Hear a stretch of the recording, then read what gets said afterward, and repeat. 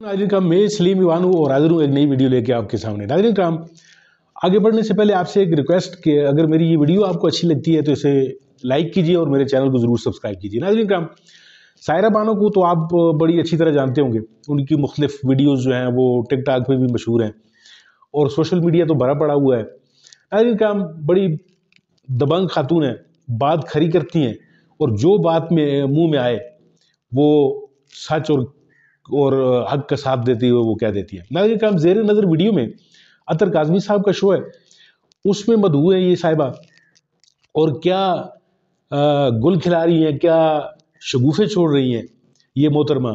आप ज़रा ये वीडियो देखिए और उसके बाद इसके ऊपर गुफ्तगू करते हैं। किताब छाप दी है और उस पर अमल कोई नहीं करता। पिछले 16 माह में देखें कि जो गैर कानूनी और गैर आईनी हुकूमतें इस मुल्क की बागडोर संभाल कर बैठी हुई हैं और हम सब लोगों को इस चीजों में उलझाया हुआ है कि ये बल्ला मिलेगा या नहीं मिलेगा, तो कोर्ट क्या करती है और क्या नहीं करती।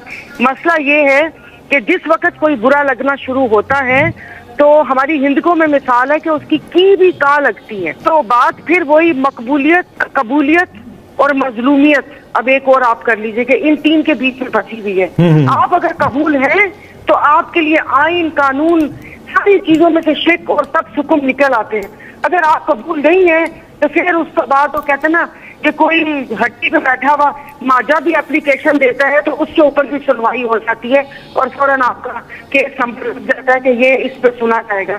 तो यही हमारे जो सियासतदान हैं उनको होश के नाखून लेने चाहिए और अगर आज वो किसी की आंख के तारे हैं तो दूसरे अताब अच्छा, इसमें सायरा बानो साहिबा आप तो देखें ना, मामला अदालत में चला गया, मुल्क की सबसे बड़ी अदालत के सामने कल ये मामला आएगा। अगर पाकिस्तान तहरीक इंसाफ को बल्ला मिल जाता है तो फिर तो मेरा नहीं ख्याल कि आप समझती हैं कि नून लीग और दीगर जमातें इस पोजीशन में होंगी कि तनकीद कर सकें, क्योंकि काजी साहब के हवाले से जो उनका मौक़िफ़ है, पहले जो पिछले चीफ जस्टिस थे उनके ऊपर तो वो तनकीद करते थे, लेकिन अब तो किसी को कोई गिला शिकवा नहीं है। अगर अब बल्ला मिल जाता है तो क्या फिर आपको लगता है कि फिर भी तनकीद की जाएगी? तो साहब, हम तो वो शिकवों वाली कौम है, हमारे तो मिसालें भी वैसी हैं कि आज तक घूमते हुए हिलती क्यों हो। तो अगर बल्ला मिलने से एक पार्टी खुश होगी तो दूसरों को चक्कर आना शुरू हो जाएंगे और उसके बाद ये सारा होगा।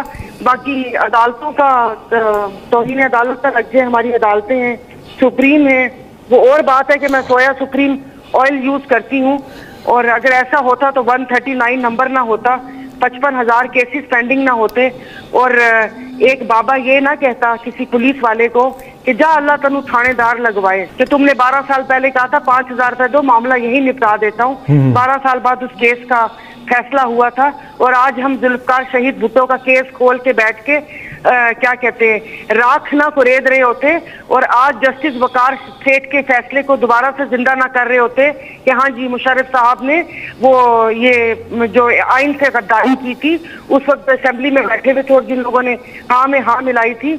और ये सिर्फ एक नहीं है, अगर पीछे आप बहुत चले जाएं, कमीशन की रिपोर्ट्स भी देख लें तो ये सारी जो बुनियाद की जो ईंट है वही गलत लगी हुई है। तो अब हम उसको क्या देख रहे हैं, उसको कैसे सही कर सकते हैं? आपने जो बेसिक चीजें हैं वही से गलती हुई है, तो अब बैठ के आप या मैं सर पीटे, आइन में ये है, कानून में ये है और उस एक पार्टी वो पार्टी, हम अंधे हैं।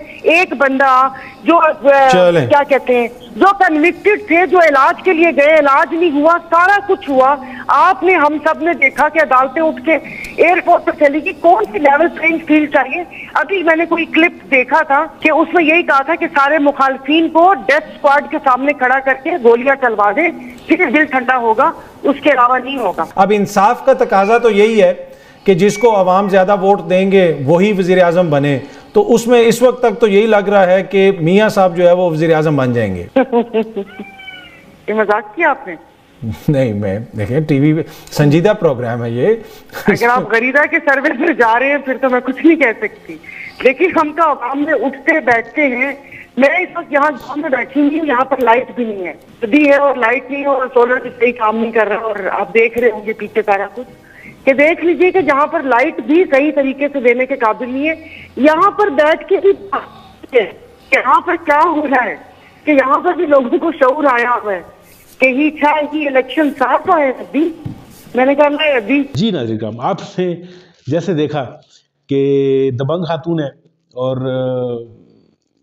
आपने असम्बली में इनकी तकरीरें सुनी होंगी, सोशल मीडिया पे आपने इनको देखा हुआ है, और जो बात करती हैं वो बड़ी खरी और बिल्कुल बगैर किसी खौफ व खतर के।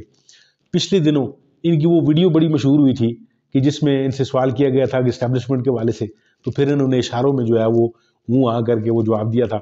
तो नाज़रीन किराम, इस शो में भी आपने देखा कि किस तरीके से ये सुप्रीम कोर्ट के हवाले से, काजी फायजीसा के हवाले से गुफ्तगू फरमा रही थी। इनको गिले शिकवे थे जो अदलिया के हवाले से जो चीज़ें मुल्क में हो रही हैं नाज़रीन का, उनसे एक आम पाकिस्तानी भी जो है वो भी मुतासर होता है, और हर पाकिस्तानी जो है उसकी ये ख्वाहिश है कि हमारी अदलिया जो है वो ऐसे फैसले करे कि जिससे मुल्क के एक आम आदमी को फ़ायदा हो।